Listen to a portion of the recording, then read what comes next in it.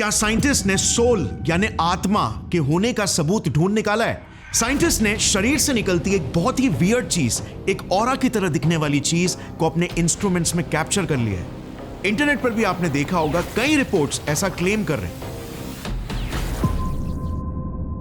Well, आप believe नहीं करोगे साइंटिस्ट ने क्या देखा। इस इमेज को जरा ध्यान से देखना। यह है एक आदमी की अलग अलग समय पर ली गई तस्वीरें। इसमें ये जो ब्लू हिस्सा है वो नॉर्मल है, मगर जो ग्रीन, येलो और रेड एरियाज है वो शरीर का हिस्सा एक स्पेशल किस्म की लाइट को रिलीज कर रहा है। एंड नो, ये इंफ्रारेड कैमरा के इमेजेस बिल्कुल नहीं है जो बॉडी हीट को कैप्चर करते हैं। इंफ्रारेड इमेज भी आपको दिखा देता हूं, कुछ ऐसा दिखता है। बॉडी हीट सबसे ज्यादा मिड सेक्शन में होती है और इसीलिए ये एरियाज यहां पर लाइट अप हो रहे हैं, मगर एक्सपेरिमेंट में खींचे गए फोटोज में मिड सेक्शन तो जरा सा भी लाइट अप नहीं हो रहा है। देखना कैसे चेहरे के सेंटर में यही लाइट के पार्टिकल सबसे ज्यादा नजर आ रहे हैं, मगर वहीं पर एक मरे हुए इंसान का इमेज कुछ ऐसा दिखता है, एकदम नीला और बेजान। यह है एक और एग्जाम्पल। यह एक जिंदा चूहा और यह है एक मरा हुआ चूहा। सो ये चमकती हुई चीज आखिर है क्या जो एक जिंदा जीव में दिखाई देती है, बट वहीं पर उसके मरने के बाद अचानक से गायब हो जाती है और जो बॉडी हीट भी नहीं है? वेल, यही एग्जैक्ट सवाल साल 2009 में टोहोकू यूनिवर्सिटी के एक ब्रिलियंट जापानीज साइंटिस्ट मसाकी कोबायाशी को भी आया था, जिसका जवाब ढूंढने के लिए ही उन्होंने इस ह्यूमन लाइट वाले एक्सपेरिमेंट को परफॉर्म किया था। और मसाकी को कोई आइडिया नहीं था कि जो खोज वो करने वाले थे वो एक ऐसी क्रांति लाएगा जो हमारे दुनिया देखने के नजरिए को ही हमेशा के लिए बदल के रख देगा। वेल, इसी दौरान कईयों का ऐसा मानना था, इंक्लूडिंग मैनी साइंटिस्ट, कि इससे साफ सबूत सोल या फिर कॉन्शियसनेस के होने का हमें मिल ही नहीं सकता, और इसे बकायदा उन्होंने एक्सपेरिमेंट्स द्वारा परफॉर्म करके भी बताया। मगर मसाकी फिर भी इससे पूरी तरीके से कन्विंस नहीं थे। आखिर मसाकी इस अननोन लाइट सोर्स के बारे में ऐसा क्या जानते थे? साल 1923, सोवियत यूनियन, एक रशियन बायोलॉजिस्ट अलेक्जेंडर गुरविच ऑब्सेस्ड थे एक सवाल से कि एक सेल आखिर डिवाइड होकर 1 से 2 कैसे बनता है। इसके लिए वो माइक्रोस्कोप के अंदर कुछ ऑनियंस की जड़ों को क्लोजली ऑब्जर्व कर रहे थे, और तभी उन्होंने देखा कि रूट के टिप के सेल्स किसी तरह आपस में कम्युनिकेट कर रहे थे। वो एक दूसरे तक मल्टीप्लाई होने के सिग्नल्स पहुंचा रहे थे, मगर स्लो केमिकल सिग्नलिंग के जरिए नहीं, बल्कि इंस्टेंट और इनविजिबल सिग्नलिंग के जरिए। उन्होंने हाइपोथेसाइज किया कि सेल्स कुछ तो इनविजिबल रेडिएशन को एमिट करते हैं जो बाकी के सेल्स को मल्टीप्लाई होने का सिग्नल भेजता है, और इसी से सेल्स 1 से 2 होते हैं। इसे उन्होंने नाम दिया माइटोजेनेटिक रेडिएशन। मगर क्या वो अपने इस दावे को सही प्रूफ कर पाते? वेल, उन्होंने एक बहुत ही स्मार्ट एक्सपेरिमेंट डिजाइन किया इसे टेस्ट करने के लिए। उन्होंने 2 ऑनियंस लिए विथ रूट्स, जिसमें एक ऑनियन का रूट ग्रोइंग स्टेज में था। इसे सेंडर ऑनियन कहा गया जो सिग्नल को भेजेगा, और दूसरे ऑनियन को रिसीवर कहा गया जो सिग्नल को रिसीव करेगा। उन्होंने फिर सेंडर ऑनियन के रूट के टिप को दूसरे ऑनियन के रूट पर सटीकता से पॉइंट किया और बीच में क्वार्ट्ज के पतले से ग्लास को रखा ताकि कोई डायरेक्ट कॉन्टैक्ट या केमिकल सिग्नलिंग ना हो पाए। अब कुछ दिनों के लिए उन्होंने सेटअप को ऐसे ही रहने दिया, और फिर जब वापस आकर उन्होंने रिजल्ट्स को माइक्रोस्कोप के अंदर देखा, उनकी धड़कनें तेज हो गई, क्योंकि रिसीवर रूट के जिस एरिया में सेंडर रूट का टिप पॉइंट कर रहा था, उस एग्जैक्ट एरिया में सेल्स भारी संख्या में मल्टीप्लाई हो चुके थे, दूसरे अनएक्सपोज एरिया से कई ज्यादा मात्रा में। और उसी के कुछ सालों पहले ही 1905 में, आपको याद होगा, आइंस्टाइन की स्पेशल थियरी ऑफ रिलेटिविटी भी पब्लिश हुई थी, जो लाइट को एक फंडामेंटल आइडिया मानती थी। और इसीलिए गुरविच को अब पक्का यकीन हो चुका था कि ये इनविजिबल लाइट, या कह लो ऑरा, माइटोजेनेटिक रेडिएशन वाकई में एग्जिस्ट करती है, जो सेल्स को ग्रो होने का सिग्नल भेजती है। और अपने इसी खोज को उन्होंने फॉर्मली 1923 में एक रिसर्च पेपर में भी पब्लिश किया, जिसके बाहर आते ही मॉस्को से लेकर बर्लिन तक सभी साइंटिस्ट में एक बड़ी लहर फैल गई। गुरविच रातों रात रॉकस्टार बन गए और सभी साइंटिस्ट लेबोरेटरीज में इस एक्सपेरिमेंट को खुद रेप्लिकेट करने में लग गए। अब आता है कहानी में ट्विस्ट। कुछ ही सालों में करीब 500 से भी ज्यादा साइंटिस्ट ने जब इस क्लेम को इंडिपेंडेंटली टेस्ट किया तो सभी को मिक्स्ड रिजल्ट्स मिलने लग गए। कुछ को ग्रोथ दिखता तो कईयों को कोई भी डिफरेंस नहीं दिखता, और उस मिस्टीरियस लाइट का भी कोई प्रूफ किसी ने नहीं देखा। अब इससे कई सालों से चुप बैठे क्रिटिक्स को भी बोलने का मौका मिल गया। गुरविच के रिसर्च को कई साइंटिस्ट आंखों का धोखा कहने लगे। एक फिजिसिस्ट अर्विंग लैंगमोर ने तो इसे सीधा पैथोलॉजिकल साइंस ही कह दिया, यानी कि बेसिकली बीमार साइंस। मगर गुरविच अपनी इस खोज को लेकर 100% कन्विंस थे। उन्होंने 2 किताबें भी पब्लिश की, the theory of biological field 1944 और माइटोजेनेटिक रेडिएशन 1945। और अंतिम घड़ी तक अपने इस आइडिया का प्रचार करते करते वो 1954 में फाइनली चल बसे अपनी बेटी एना गुरविच के हाथों में एक जिम्मेदारी सौंपकर, उनकी थियरी को सच साबित करने की जिम्मेदारी। साल 1962 टेक्नोलॉजी थोड़ी सी एडवांस हो जाती है। एक स्पेशल किस्म के डिवाइस से एक्सपेरिमेंट करते हुए एना के हाथ कुछ बड़ा लगता है, जो उसके पिता की खोई हुई इज्जत को वापस से लौटा सकता था। यह डिवाइस था फोटोन काउंटर मल्टीप्लायर। यह बेसिकली जैसे नाम बताता है, फोटॉन्स यानी कि लाइट के पार्टिकल्स का काउंटर और एक मल्टीप्लायर है यानी कि एम्पलीफायर। जैसे एक ऑडियो एम्पलीफायर कैसे एक माइक में कैप्चर हुए लो ऑडियो इनपुट को एम्पलीफाई करता है, यह डिवाइस वैसे ही लो लाइट पार्टिकल्स के इनपुट को एम्पलीफाई करता है ताकि हम उन्हें इजीली मेजर कर सकें। एना ने इस डिवाइस को प्लांट सेल्स के आगे एक अंधेरे से बक्से में कुछ समय के लिए रखा और कुछ ही समय में एकदम पिच डार्कनेस होने के बावजूद भी यह डिटेक्टर लाइट के पार्टिकल्स को डिटेक्ट करने लगा। एंड वो एग्जैक्टली जैसे अलेक्जेंडर गुरविच ने कहा था कि ये सेल्स यानी कि कोशिकाएं वाकई में लाइट प्रोड्यूस करते हैं, जो बस हमें अपनी आंखों से नहीं दिखाई देते हैं, क्योंकि ये 200 से 300 नैनोमीटर्स के अल्ट्रा वायलेट स्पेक्ट्रम में होते हैं। Let me explain. ये देखो, ये है लाइट के पार्टिकल्स, फोटॉन्स। अब फिजिक्स में ये फोटॉन्स एक वेव की तरह ट्रैवल करते हैं और इसीलिए हम लाइट को एक इलेक्ट्रोमैग्नेटिक वेव भी कहते हैं। ये लाइट पार्टिकल्स वेव फॉर्म में डिफरेंट फ्रीक्वेंसीज में ट्रैवल करते हैं, मगर हम सिर्फ लाइट की वही फ्रीक्वेंसी को देख सकते हैं जो 380 से 780 नैनोमीटर्स के रेंज में ट्रैवल करते हैं, जिसे हम विजिबल लाइट स्पेक्ट्रम कहते हैं। मगर क्योंकि ये सेल्स 200 से 300 नैनोमीटर के रेंज में लाइट को रिलीज कर रहे थे, इसीलिए इस यूवी स्पेक्ट्रम की लाइट को हम अपनी आंखों से नहीं देख पाए। प्लस लाइट के पार्टिकल्स की संख्या भी डिटेक्टर ने बताया यहां पर एक्सट्रीमली कम रिलीज हो रही थी, बस 1 से 1000 फोटॉन्स पर सेंटीमीटर स्क्वायर पर सेकेंड, जबकि एक टिपिकल 60 वॉट के बल्ब का फोटोन एमिशन इतना होता है 1 Quintillion photons per centimetre square पर सेकेंड। और इसीलिए अब तक लिविंग सेल से निकलती इस लाइट को कोई भी प्रूव नहीं कर पाया था। अब ये नई डिस्कवरी देखना आगे कैसे एक नया अननोन डायमेंशन ही खोल देगी। मगर क्या आपने देखा 1900s में डेटा कैप्चर करना कितना मुश्किल होता था?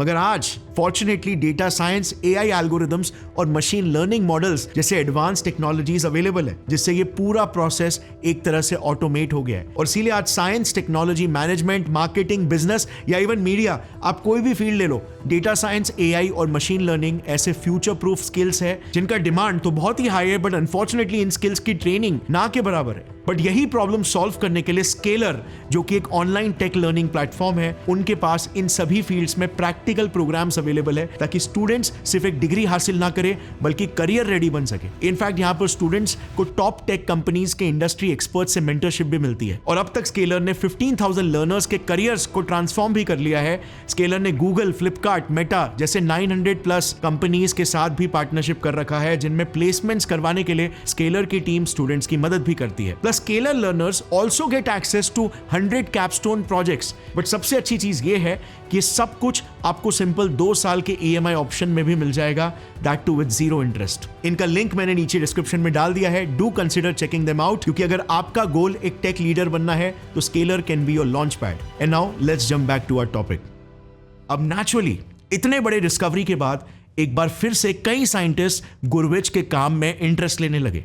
कई सारे बड़े सवाल रिलीज होने लग गए, क्योंकि इसका मतलब यह था कि हमारा शरीर भी लाइट रिलीज करता होगा।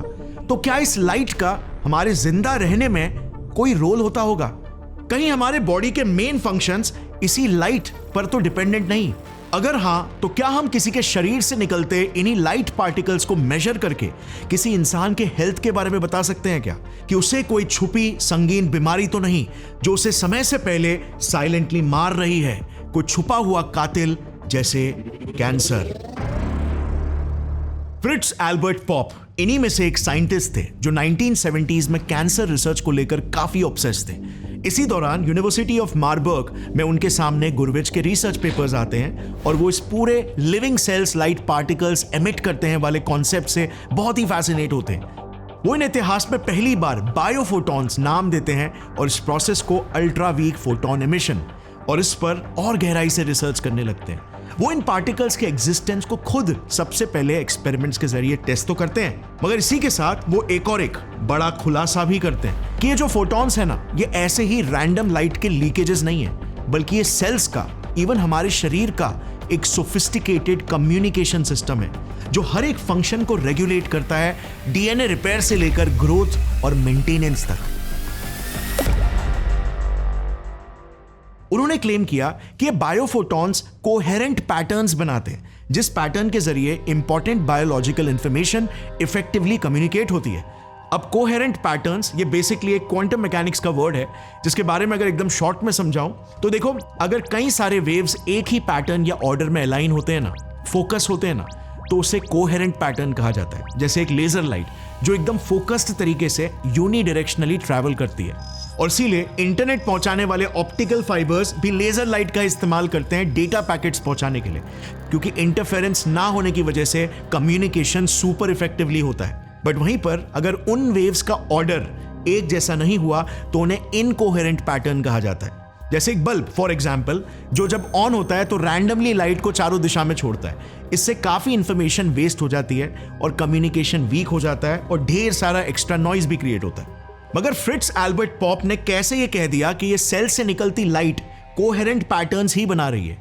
उन्होंने सारे रिलीज होते फोटॉन्स का एक स्टैटिस्टिकल डेटा निकाला, जिससे पता चला ये फोटॉन्स एक फिक्स्ड पैटर्न हार्मनी में निकल रहे थे, किसी सिंक्रोनाइज्ड म्यूजिक की तरह। इसी के चलते उन्होंने एक ग्रैंड थियरी को प्रपोज किया कि ये बायोफोटॉन्स एक सेल्यूलर रेडियो की तरह है, जो सेल का डीएनए रिलीज करता है और जो ग्रोथ, रिपेयर और इवन इम्यून रिस्पॉन्सेस के सिग्नल्स को पूरे शरीर में फैलाता है, जिन सिग्नल्स के प्रॉपर कम्युनिकेशन के ही जरिए एक शरीर प्रॉपर तरीके से काम कर पाता है। अगर इन सिग्नल्स में थोड़ा सा भी ग्लिच आ गया तो शरीर बीमार हो जाता है। जैसे उन्होंने दावा किया कि कैंसर सेल्स में इन्हीं लाइट पार्टिकल्स का कोहेरेंट पैटर्न डिस्टर्ब हो जाता है, यानी कि इन थियरी किसी के बॉडी में कैंसर छुपा है या नहीं, ये उनके सेल्स से निकलती रोशनी को स्टडी करके पता लगाया जा सकता है। काफी बड़ा खुलासा, राइट? ये सब इन्होंने अपनी 1989 की किताब बायोफोटोनिक्स में भी पब्लिश किया। बट ये किस हद तक सच था, क्योंकि इसका सबूत तो अब तक हमारे पास नहीं था। मगर फ्रिट्ज एल्बर्ट पॉप एक बहुत ही कैरिस्मेटिक और इंस्पिरेशनल साइंटिस्ट थे, जिन्होंने अपने इस बड़े आइडिया को फैलाने में कोई कसर नहीं छोड़ी। वो कॉन्फ्रेंसेस में स्पीचेस देते, किताबें लिखते, बायोफोटॉन्स को इवन क्वांटम मैकेनिक्स के साथ लिंक करते, जिससे उनके इस आइडिया का दुनिया भर में बहुत प्रचार हुआ। और जर्मनी में International Institute of Biophysics establish करने के बाद तो Fritz Albert Popp father of biophotonics ही बन चुके थे। मगर पॉप के इन्हीं आइडियाज के फेमस होते ही मानो पूरी साइंटिफिक कम्युनिटी दो गुटों में बट चुकी थी। पहला गुट था द बिलीवर्स का, जो पॉप के इन्हीं आइडियाज से इंस्पायर होकर इस पर और रिसर्च करने लगे, और दूसरा गुट बन गया द डिसबिलीवर्स का, जो इनसे बिल्कुल भी सहमत नहीं थे। उनका मानना था कि ये वीक बायोफोटॉन्स का कोई तो और ही एक्सप्लेनेशन होगा। Now let me ask you friends, अगर आप वहां पर होते तो आप किस गुट को चुनते और कौन एक्चुअली में सही था? आगे आप देखोगे कैसे पॉप के डिस्कवरीज ने साइंस और स्पिरिचुअलिटी के लाइन को ही कई दशकों तक के लिए ब्लर करके रख दिया।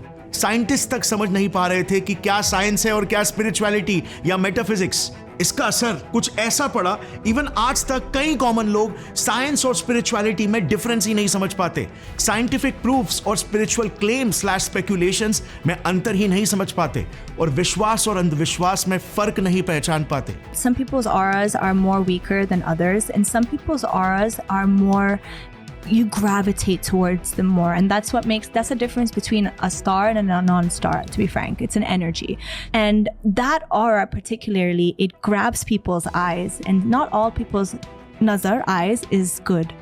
बट ये वीडियो आज ये भी क्लियर कर देगा पूरे हिस्टोरिकल और साइंटिफिक कॉन्टेक्स्ट के साथ।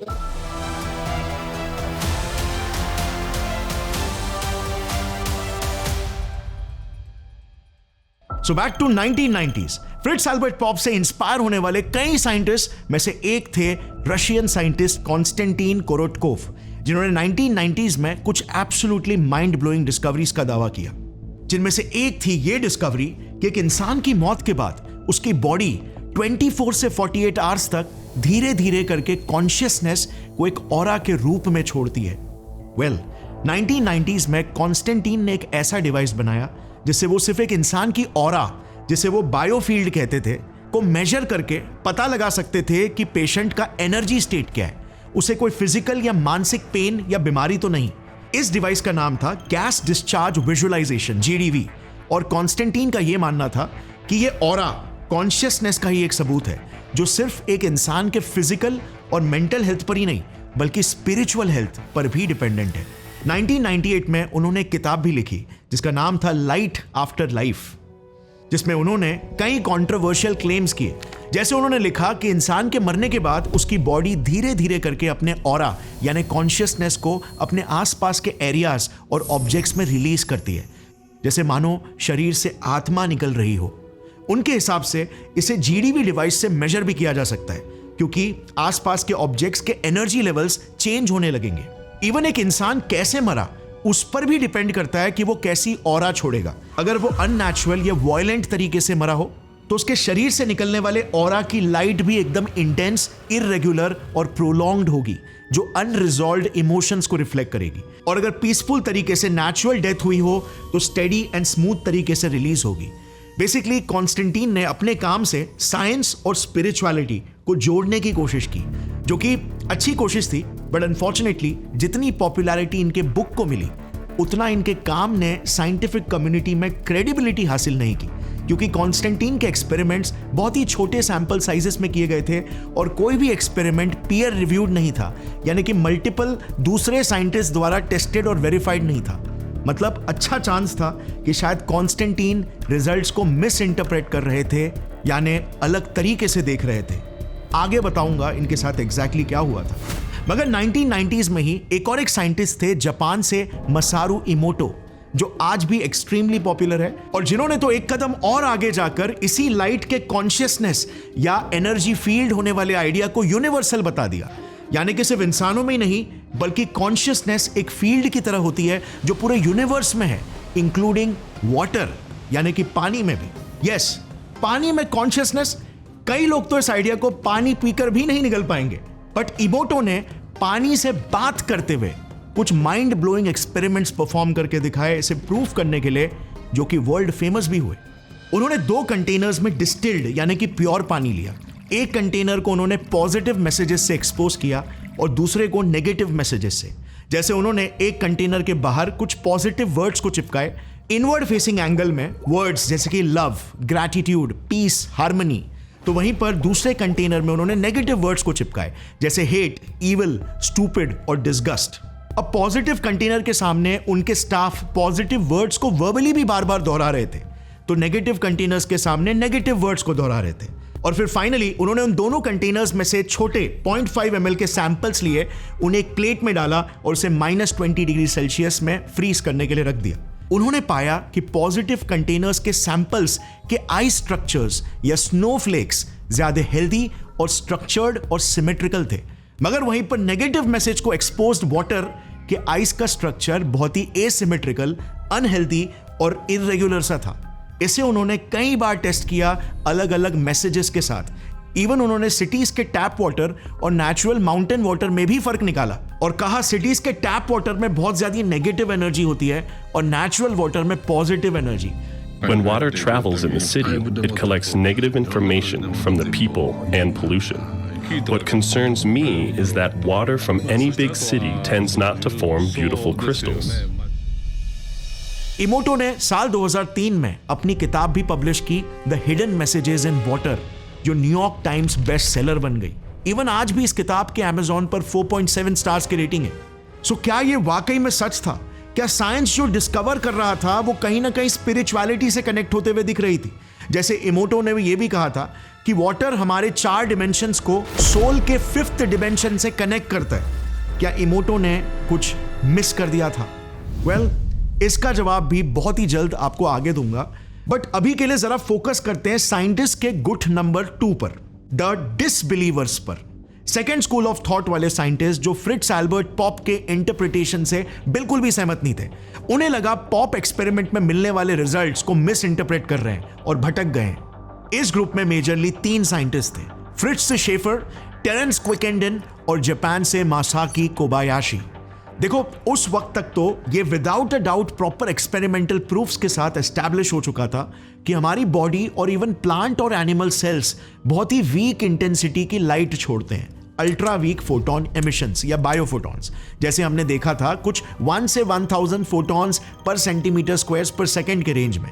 मगर पॉप की जो ग्रैंड थियरी थी इसे कॉन्शियसनेस से लिंक करने की, वो इन साइंटिस्ट के हिसाब से बहुत ही स्पेक्युलेटिव थी and not at all based on evidence. But in scientist के पास एक ऑल्टरनेटिव एक्सप्लेनेशन था, एक ऐसा आइडिया जो 1930s में ही, यानी कि 50 साल पहले से ही पैरेलली डेवलप होना स्टार्ट हो चुका था। कहानी की शुरुआत 1930s के ही दशक से होती है, जब साइंटिस्ट अलेक्जेंडर होलैंडियर ने पहली बार गुरविच के आइडिया को टेस्ट किया था और कहा कि ये वीक सी रोशनी एक्चुअली में सेल्स में हो रहे केमिकल रिएक्शन की वजह से भी क्रिएट हो रही हो सकती है एज अ बाय प्रोडक्ट। जैसे हमने सी क्रीचर्स और कुछ फ्लाइज जैसे जुगनुओं में बायोलुमिनेसेंस देखा है ना, वैसे ही टाइप की कोई तो लाइट होगी। बट ये बस उनका एक बेसिक सा आइडिया था विदाउट एनी एविडेंस, जिस पर फिर 1950s में फोटो मल्टीप्लायर इन्वेंट होने के बाद 2 अमेरिकन साइंटिस्ट बर्नार्ड स्ट्रेलर और विलियम आर्नोल्ड ने काम किया और इन्होंने प्लांट्स और एल्गी सेल्स पर इस आइडिया को रिगरसली टेस्ट किया।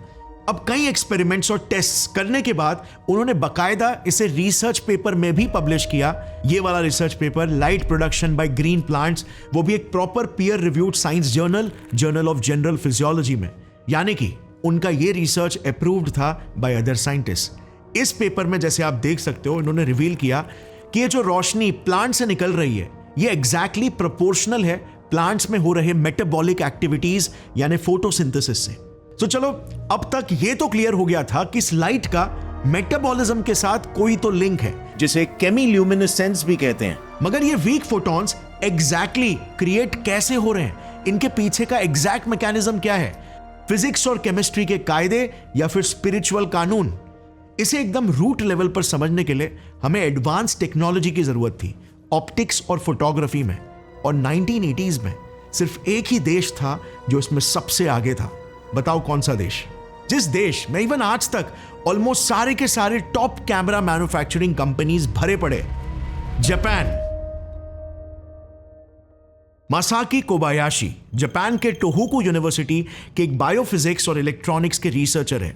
ये 1980s से ही फ्रिट्ज एल्बर्ट पॉप के one of the biggest sceptic रहे हैं और इन्होंने एक बहुत ही यंग एज से ही प्लांट सेल्स पर रिसर्चेस करना शुरू कर दिया था। ये जानते थे कि अगर सेल से निकलती रोशनी के रूट कॉज तक पहुंचना है तो हमें बहुत ही एडवांस्ड इमेजिंग टेक्नोलॉजी की जरूरत पड़ेगी, और इसीलिए वो लेट 80s से ही जापानीज इंडस्ट्रीज के साथ रिसर्च टाई-अप्स करना शुरू कर दिए थे। और 1999 में फाइनली उन्हें एक बहुत बड़ा ब्रेक थ्रू मिला।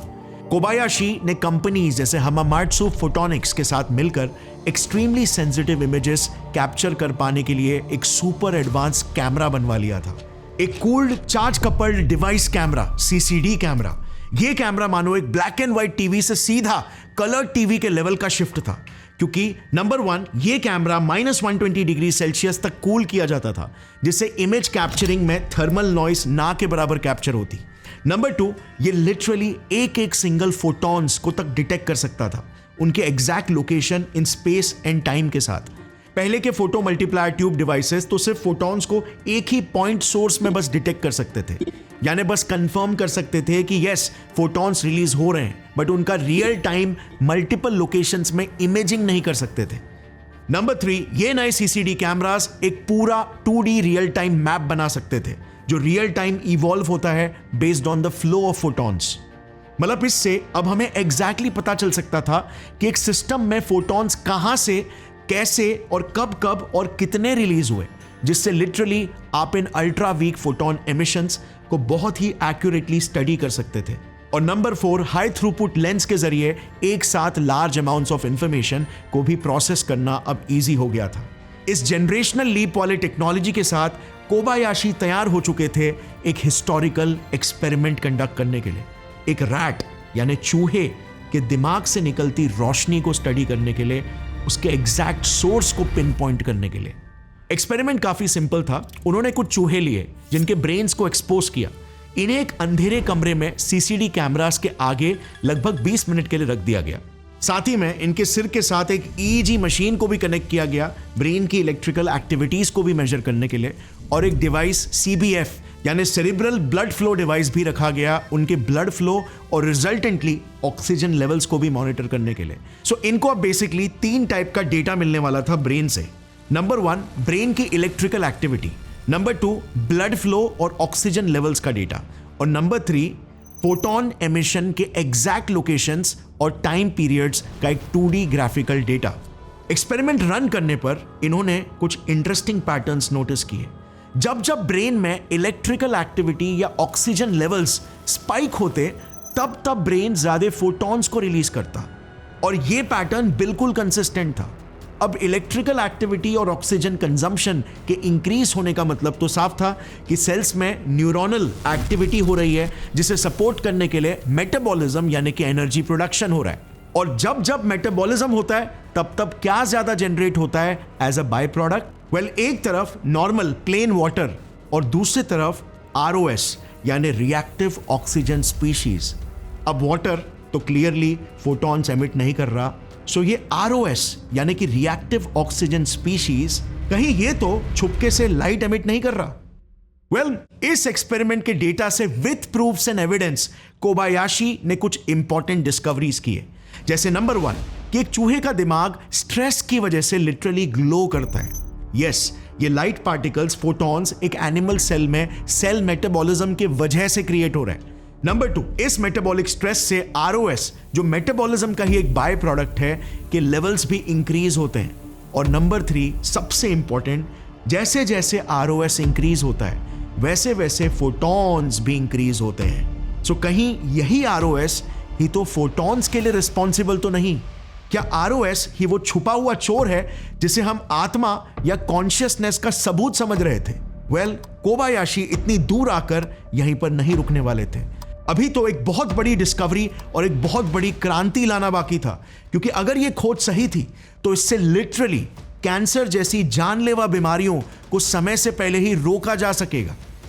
2007 में कोबायाशी ने ROS और इस अल्ट्रा वीक फोटोन एमिशन का कॉजल लिंक कंफर्म करने के लिए एक और एक स्मार्ट एक्सपेरिमेंट कंडक्ट किया। इस साइंटिस्ट का बस एक के बाद एक ब्रिलियंस देखना। इन्होंने 2 काउपी प्लांट्स लिए और उन पर जानबूझकर एक स्पेशल किस्म का वायरस क्यूकम्बर मोसैक वायरस छिड़का। ये इसीलिए क्योंकि उन्हें उस प्लांट में एक एलर्जिक रिस्पॉन्स ट्रिगर करना था। अब एलर्जी में होता क्या है? आसान भाषा में बेसिकली और स्ट्रेस क्रिएट होता है। So more stress is equal to more ROS, और टेक्निकली बात करें तो बॉडी सेल्स को मारने लगता है ताकि वायरस फैले नहीं, जिससे इन टर्न सेल्स का टर्नओवर रेट बढ़ता है यानी कि मेटाबॉलिक स्ट्रेस बढ़ता है और नतीजन ROS। सो इन शॉर्ट, अगर एलर्जी ट्रिगर किया जाए तो ROS बढ़ेगा। अब अगर ROS ही वो छुपा रुस्तम है तो इसके बढ़ने के साथ फोटॉन्स रिलीज भी बढ़ने लगेगा। अब यहीं पर आता है एक और एक स्मार्ट मूव। इन्होंने एक प्लांट में पहले से ही एक पावरफुल एंटीऑक्सीडेंट टायरॉन इंजेक्ट करके रखा था, जो एक कॉमन ROS सुपर ऑक्साइड यानी कि O2 के साथ बाइंड होकर उन्हें डिस्ट्रॉय करता है।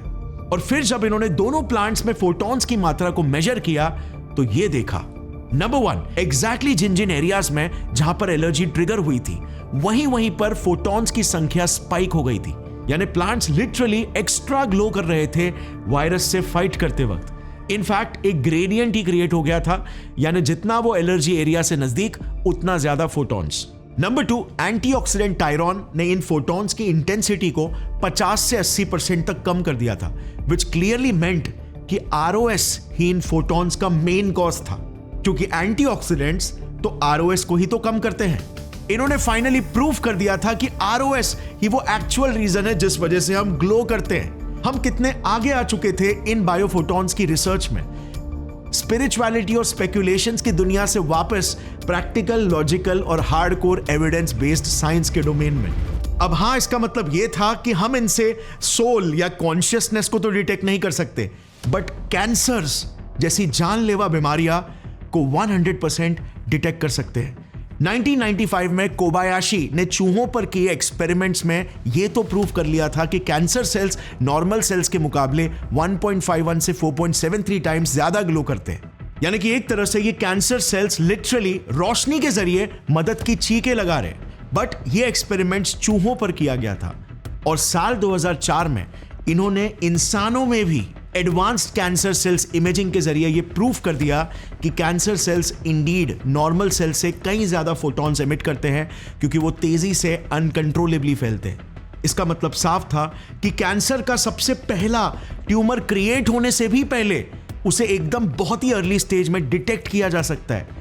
आज हम कैंसर्स को सिर्फ ट्यूमर्स होने के बाद ही डिटेक्ट कर पाते हैं बायोप्सीज और एमआरआई स्कैन्स के जरिए। But just imagine tumours create होने से ही पहले सेल्स की एक्टिविटी में एबनॉर्मेलिटी को पहले ही पहचान लिया जाए तो कितनी जानें बच सकती है, क्योंकि कैंसर रिकवरी में समय का तो सबसे बड़ा महत्व होता है। 2009 में कोबायाशी ने यह प्रूव किया कि हमारे शरीर का ग्लो हमारे बॉडी क्लॉक यानी सर्केडियन रिदम से एग्जैक्टली मैच करता है। दिन में जब मेटाबॉलिज्म हाई रहता है तो हम लिटरली ज्यादा ग्लो करते हैं और रात में रेस्ट के समय हम कम ग्लो करते हैं। 2019 में तो इन्होंने एक बहुत ही ब्यूटीफुल चीज दिखाई, नेचर का मिरेकल। एक कैटरपिलर से बटरफ्लाई बनने के एवोल्यूशन के दौरान बॉडी का ग्लो कैसे चेंज होता है। अगर आपने अपने बचपन में पोकेमॉन देखा है तो उसमें कैसे जीव विकसित होने से पहले ग्लो होते हैं। वेल, रियल लाइफ में भी काइंड ऑफ यही होता है। मॉर्फोलॉजिकल ट्रांसफॉर्मेशन के समय बस सिर्फ ग्लो हमें आंखों से नहीं दिखाई देता है। और इसी साल इन्होंने ये भी प्रूव किया कि अगर आप धूप में बाहर ज्यादा घूमते हो तो आपकी स्किन पर ज्यादा यूवी एक्सपोजर पड़ने की वजह से आरओएस बढ़ेगा, जिससे बायोफोटॉन ज्यादा रिलीज होंगे। So basically UV induce skin damage को बायोफोटॉन से डिटेक्ट किया जा सकता है। ये इतना बड़ा एरिया है फ्रेंड्स कि इसमें मेडिकल एप्लीकेशन का कोई लिमिट ही नहीं है। शरीर में allergies, chronic inflammation, mutations, abnormalities को हम बस उनके ग्लो से ही समझ सकते हैं। और जैसे इस फील्ड में आर्टिफिशियल इंटेलिजेंस जुड़ जाएगा और डेटा लाइब्रेरीज बनेंगे, डॉक्टर्स सिर्फ पैटर्न्स के ही आधार पर फटाक से प्रॉब्लम को आइडेंटिफाई कर पाएंगे। Cancer research is increasingly powered by data. Now we have the tools to make a huge difference to human life. This invention has huge potential. But finally, इससे पहले मैं ये बताऊं कि कॉन्शियसनेस की थियरीज बनाने वाले साइंटिस्ट कहां पर गलत हो गए थे। आपके दिमाग में ये सवाल नहीं आया क्या कि आरओएस की वजह से एग्जैक्टली फोटॉन्स कैसे क्रिएट हो रहे हैं, इसका एग्जैक्ट मैकेनिज्म क्या है? वेल, कोबायाशी ने अपने 2014 के इस रिसर्च रिव्यू में इसे सजेस्ट किया। बेसिकली इस प्रोसेस को एकदम शॉर्ट और इजी लैंग्वेज में अगर एक्सप्लेन करूं तो देखो, आरओएस होता क्या है। हमारा सेल एनर्जी प्रोड्यूस करता है और आरओएस इसका एक वेस्ट प्रोडक्ट है। जैसे नाम बताता है, रिएक्टिव ऑक्सीजन स्पीशीज। ये ऑक्सीजन बेस्ड मॉलिक्यूल्स होते हैं जो बेसिकली एक्सट्रीमली रिएक्टिव होते हैं। रिएक्टिव क्यों? मोस्टली दो रीजंस की वजह से। नंबर 1, या तो इनमें अनस्टेबल इलेक्ट्रॉन्स होते हैं, यानी कि इनके लास्ट शेल में इलेक्ट्रॉन्स की कमी होती है, जिसे पूरा करने के लिए ये इधर उधर भटक रहे होते हैं। जैसे फॉर एग्जाम्पल सुपर ऑक्साइड या O2। समझ लो ये ऑक्सीजन मॉलिक्यूल्स एक सिंगल वर्जिन लड़के के जैसे होते हैं। या फिर नंबर 2, ये स्टेबल मॉलिक्यूल्स तो होते हैं मगर इनके आपस में बॉन्ड वीक होते हैं, जैसे हाइड्रोजन पेरोक्साइड H2O2। इसमें ऑक्सीजन का बॉन्ड वीक है और एक अनहैप्पी अरेंज्ड मैरिज में फंसे वाइफ की तरह ये रेडी है किसी और से इश्क लड़ाने के लिए, किसी और से बॉन्ड होने के लिए। अब क्या होता है, अगर ये नाजायज रिश्ता सेट हो जाए तो घर बर्बाद हो जाता है, राइट? एग्जैक्टली ऐसा ही होता है हमारे बॉडी में भी। इलेक्ट्रॉन्स के लिए डेस्परेट आरओएस हमारे सेल्स के डीएनए, प्रोटीन और लिपिड्स से इलेक्ट्रॉन्स छीनने की कोशिश करते हैं और उनके स्ट्रक्चर को कमजोर बना देते हैं। ऐसे समझो क्या होगा अगर एक बिल्डिंग के बेस से आप कॉन्स्टेंटली उसकी ईंटें निकालने लगो तो वो बिल्डिंग कोलैप्स कर जाएगी, राइट? एग्जैक्टली ऐसा ही होता है हमारे शरीर में भी। बट ये जो भी रिएक्शंस हो रहे होते हैं, आरओएस के इलेक्ट्रॉन्स ट्रांसफर हो रहे होते हैं, ये बेसिकली जैसे हमने फिजिक्स में पढ़ा है, इलेक्ट्रोमैग्नेटिक फील्ड में फोटॉन्स बनकर हमें नजर आते हैं। ये इलेक्ट्रॉन्स के इधर उधर पुश होने का मोमेंटम ही तो हमें लाइट पार्टिकल्स, फोटॉन्स के रूप में नजर आता है। सो ये है बेसिकली एक्चुअल रीजन हमारा शरीर ग्लो क्यों करता है। अब let me also clear this guys, और ये मैंने खुद भी जस्ट हाल ही में कुछ ही महीने पहले ही जाना था। ROS is not all bad. In fact normal मात्रा में तो हमारे शरीर को इसकी बहुत जरूरत है, क्योंकि ये बहुत इंपॉर्टेंट सिग्नलिंग का काम करता है जो बॉडी को रिकवर करने का और डिटॉक्सिफिकेशन करने का मैसेज भेजता है। अलग अलग सेल्स तक ये सिग्नल्स भेजता है। इनफैक्ट ये ROS डिटॉक्सिफिकेशन के लिए एक्सट्रीमली जरूरी है। अगर आप बॉडी बिल्डिंग करते हो तो ROS के बिना आपकी बॉडी बनेगी ही नहीं, क्योंकि हार्डकोर वर्कआउट के बाद प्रोटीन सिंथेसिस के मैसेज को भी ROS मॉलिक्यूल्स ही एक्सट्रीमली इफेक्टिवली कम्युनिकेट करते हैं, जिससे बॉडी मसल बिल्डिंग शुरू करता है। इनफैक्ट एक रिसर्च में तो एंटीऑक्सीडेंट्स जैसे विटामिन सी और vitamin E supplementation right before या आफ्टर वर्कआउट ने मसल बिल्डिंग स्टिमुलेशन को काफी हद तक ब्लंट कर दिया था। और कुछ महीने बाद जो लोग ये सप्लीमेंटेशन ले रहे थे उनके कम मसल्स बने थे। सो ROS के हमारे बॉडी में नॉर्मल लिमिट्स में कई इंपॉर्टेंट रोल है, बट अगर ये इंक्रीज हो जाते हैं तो ये डिस्ट्रक्शन कॉज करते हैं। सो इन अ वे, जैसे गुरविच ने सबसे पहले कहा था कि ये जो लाइट हमारे शरीर से निकल रही है ये ग्रोथ के सिग्नल्स भेजती है, ये काइंड ऑफ सच है। आई मीन नॉट लिटरली कि फोटॉन्स कोहेरेंट पैटर्न्स के जरिए मैसेजेस भेज रहे हैं, बट इस लाइट के पीछे की जो असली सच्चाई है, ROS ये मैसेजेस जरूर भेज रही है। यू नो, साइंस एक ब्यूटीफुल सफर है डिस्कवरी का, जो फंडामेंटल से बिल्ड होता है और धीरे धीरे ग्रो होता है एविडेंस के बेसिस पर। एक बड़ी डिस्कवरी को लोग कितने अलग अलग एंगल से देखते हैं, कोई स्पिरिचुअल एंगल से तो कोई प्रकृति का ही एक ब्रिलियंस। मेरा मकसद आपको इस वीडियो में साइंस कैसे डेवलप होता है over a period of time वो भी बताना था। साइंस फंडामेंटल से बिल्ड होता है और फ्रिट्ज एल्बर्ट पॉप, कोरोत्कोव और मसारू इमोटो ने कुछ साइंटिफिक डिस्कवरीज के बेसिस पर अपनी कई थियरीज बना तो ली, विजुअल एक्सपेरिमेंट्स करके इन्हें डेमोन्स्ट्रेट भी कर दिया, लेकिन इनके कोई भी एक्सपेरिमेंट्स पीयर रिव्यूड नहीं थे, यानी कि दूसरे साइंटिस्ट द्वारा चेक होकर किसी रेप्यूटेड साइंस जर्नल में ये पब्लिश नहीं हुए। पॉप का अपने मैजिकल लाइट के कोहेरेंट पैटर्न्स बनाने का डेटा भी कंसिस्टेंट नहीं पाया गया। कोरोत्कोव तो अपने GDV डिवाइस से कोई मैजिकल ऑरा या एनर्जी फील्ड्स नहीं, बल्कि एक्चुअल में मॉइस्चर, प्रेशर और इलेक्ट्रिकल कंडक्टिविटी देख रहे थे। और इमोटो, वो तो बिजनेसमैन थे, अपने बुक को न्यूयॉर्क टाइम्स बेस्ट सेलर तक पहुंचाकर खुश थे। मगर इन आइडियाज ने आज तक एक बहुत बड़ी इंडस्ट्री क्रिएट कर दी है, जो बिल्कुल pseudo science, parapsychology, mystical science और इवन स्पिरिचुअल साइंस के नाम से चलती है। और आज भी करोड़ों लोग इन बेबुनियाद चीजों में बिलीव करते हैं। साइंटिफिक आवाज दब जाती है और सेंसेशनल स्टोरीज हमेशा प्रमोट होती है। ये मिस्टिकल आइडियाज किसी साइंटिफिक जर्नल में कभी पब्लिश नहीं हुए, सिर्फ पब्लिश हुए इनकी किताबों में। और ये आइडियाज एग्जैक्टली वही थे जो लोग सुनना चाहते थे, ना कि जो एक्चुअल बोरिंग सच्चाई है। इनके लार्जर देन लाइफ थियरीज और कैरिज्मेटिक स्टोरी टेलिंग की गूंजों के तले सच्चाई की धीमी आवाज दबी रह गई। और फिर अंत में जब सच्चाई ने सारे सबूतों के साथ खुद को दुनिया के सामने पेश किया, समझने वाले समझ गए और जो ना समझे वो। गौरव ठाकुर साइनिंग ऑफ। जय Hind. Before I end this video, don't forget to check out Scalar Friends, जो कई प्रैक्टिकल ग्रोथ प्रोग्राम्स ऑफर कर रहे हैं जिनसे आप करियर रेडी बन सकते हो।